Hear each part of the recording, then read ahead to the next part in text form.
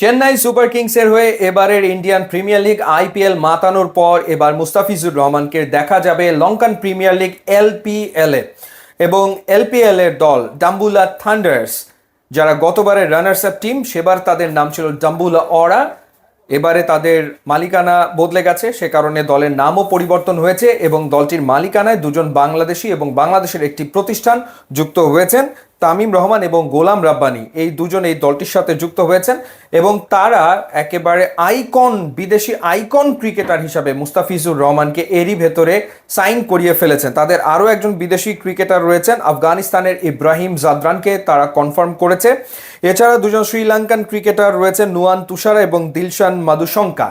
তো এই চারজন তো রয়েছেনই, বাকিদেরকে প্লেয়ার্স ড্রাফট বা নিলামের মাধ্যমে দলভুক্ত করা হবে। এবং এবারের যে এলপিএল এর ড্রাফট, সেখানে 24টা দেশে প্রায় 500-র বেশি ক্রিকেটারের নাম আসলে রয়েছে, যেখানে বাংলাদেশেরও অনেক ক্রিকেটারের নাম রয়েছে, যেমন তামিম ইকবাল খান, মুশফিকুর রহিম, নাজমুল হোসেন শান্ত এবং তাসকিন আহমেদ।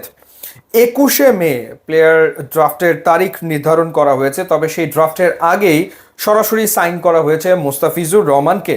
এবং এই টুর্নামেন্টটা আসলে শুরু হবে ওয়ার্ল্ড কাপ শেষ হওয়ার সাথে সাথেই। 1 জুলাই থেকে মাঠে গড়াবে এলপিএল এর নতুন সিজন এবং ফাইনাল অনুষ্ঠিত হবে 21শে জুলাই।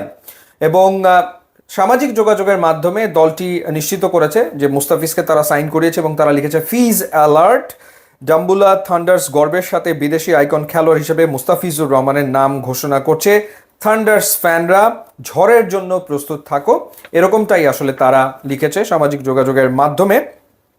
এখন আরও একটা ইন্টারেস্টিং ব্যাপার হচ্ছে যে এই দলটা বাংলাদেশের আরও একজন ফাস্ট বোলার শরীফুলকেও দলভুক্ত করতে চেয়েছিল এবং শরীফুলের সাথে তারা যোগাযোগও করেছিল, কিন্তু শরীফুলকে বিসিবির পক্ষ থেকে ছাড়া হয়নি।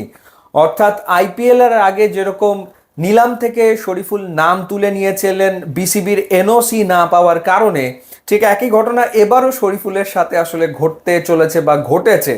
তো সেই কারণে শরীফুলকে তারা দলভুক্ত করতে পারেনি, কারণ বাংলাদেশ ক্রিকেট বোর্ড শরীফুলকে ছাড়তে চায় না।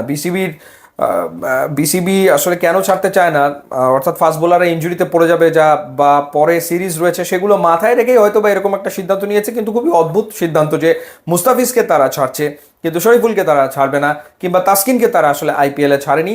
সো মুস্তাফিজকে দেখা যাবে, এখন তাসকিনকে দেখা যাবে কিনা সেটা আসলে সময় বলে দেবে, ড্রাফটের পরেই বোঝা যাবে। তবে মনে হচ্ছে যে তাসকিন ডেফিনেটলি হয়তোবা তিনিও দল পেয়ে যাবেন এবং শরীফ তিনিও আসলে এই টিমে খেলতেই পারতেন। তো আইপিএলে আমরা মুস্তাফিজকে দেখেছি, আশা করি লঙ্কান প্রিমিয়ার লিগেও ঠিক একই রকমের দুর্দান্ত পারফরমেন্স উপহার দিতে সক্ষম হবেন বাংলাদেশের মুস্তাফিজুর রহমান।